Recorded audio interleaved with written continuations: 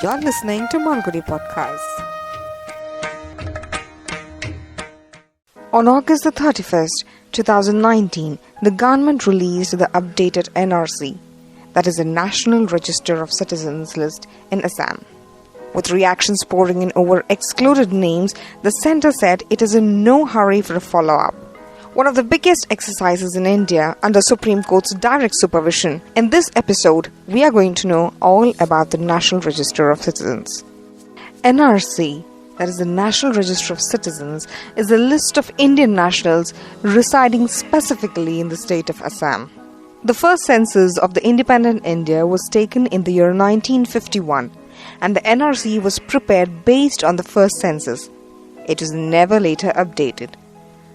In 2013, the Supreme Court ordered the updation of NRC by 2016.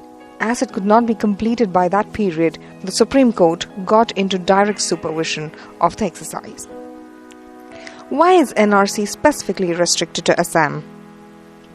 Because the native Assamese people, worried about their lands being seized and their culture being buried, along with demographic change, due to influx of people from neighbouring states post-partition. During the British era, thousands of people were encouraged by the British to migrate to Assam to work in the tea states. In fact, the British rulers, after fleecing poor East Bengal peasants for more than a century, apprehended a massive peasant revolt and promoted latter's migration to Assam. So the relocation, which started as a trickle, turned into a deluge in 1930s and 40s. Many Bengalis settled in uncultivated tracts.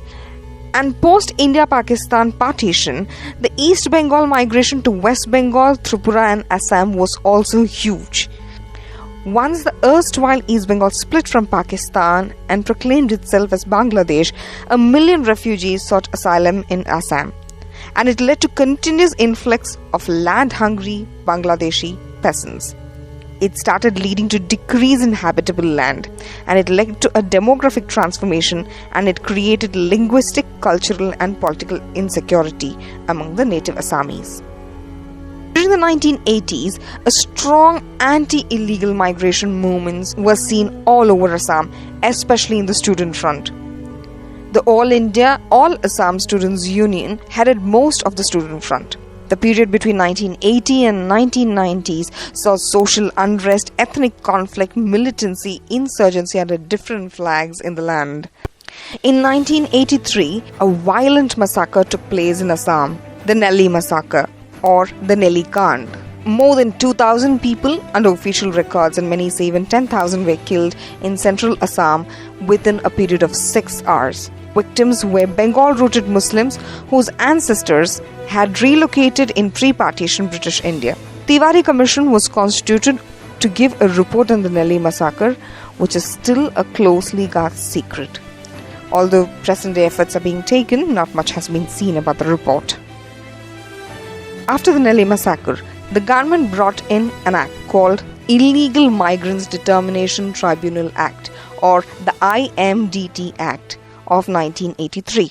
It was applicable only in Assam, so anyone could complain about people who entered India on or after 25th March 1971 without being in possession of a passport or other travel documents. But the burden of proof whether the person is a foreigner or not was on the complainant and not on the accused. Whoever complains had to prove that this person is a foreigner, and the accused need not prove himself or herself whether they are a citizen.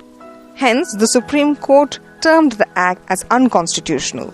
Now the excluded persons come under the Foreigners Act Tribunal, in which the accused has to prove that he or she is a citizen of India. In 1984, when the general elections had come up, they boycotted 14 constituency elections. And after 18 months of negotiation, the famous Assam Accord of 1985 was signed.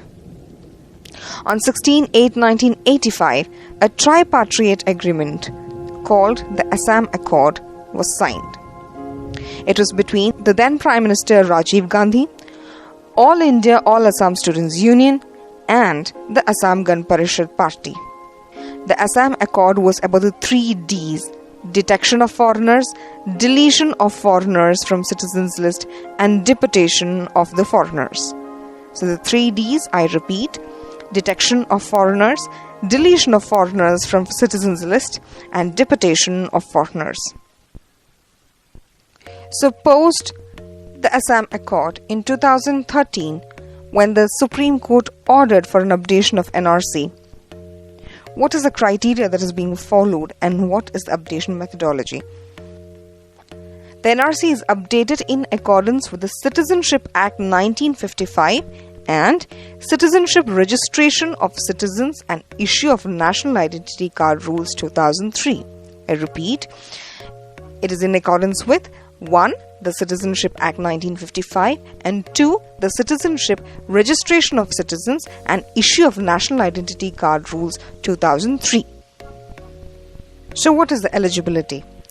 The base of the present NRC updation is of course the National Register Citizen list of 1951, the electoral rolls up to midnight of March 24, 1971. Why March 24, 1971? What happened was on March 25, 1971, the Pakistan launched an operation called Operation Searchlight to curb elements of separatist Bengal nationalist movement. So this crackdown resulted in a huge influx of refugees into India.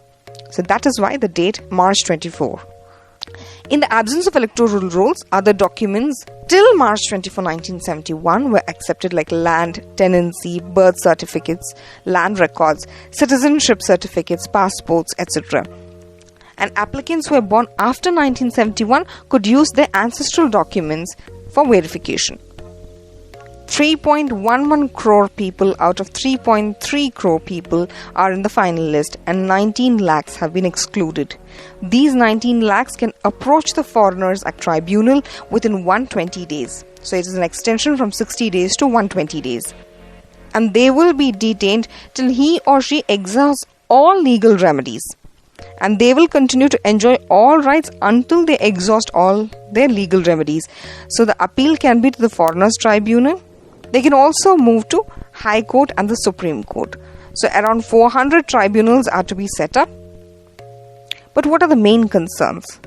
What about these excluded people? What about those who cannot prove their citizenship? The government says it is in no hurry to make a follow-up, and sending them to detention centers is not practical. There are plenty of other options available which they'll see through. 2. Going through the process of proving their citizenship is likely to be expensive and unaffordable. Whether consideration of certain disasters that took place in West Bengal affecting the NRC has been considered, we do not know. There are 2 disasters that have kept most or some of the women out of NRC. One is the flood in Jalpaiguri and 2 is a fire that spread in Cooch Behar.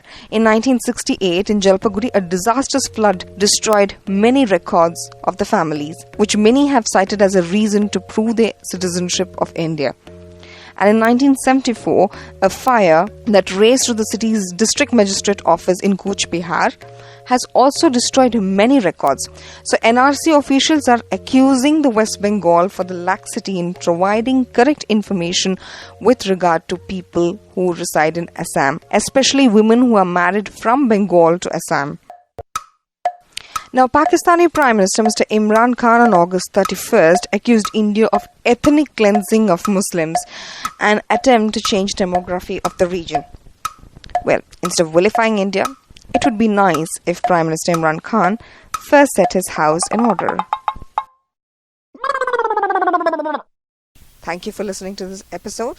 Meet you in the next episode. You're listening to Malgudi Podcast.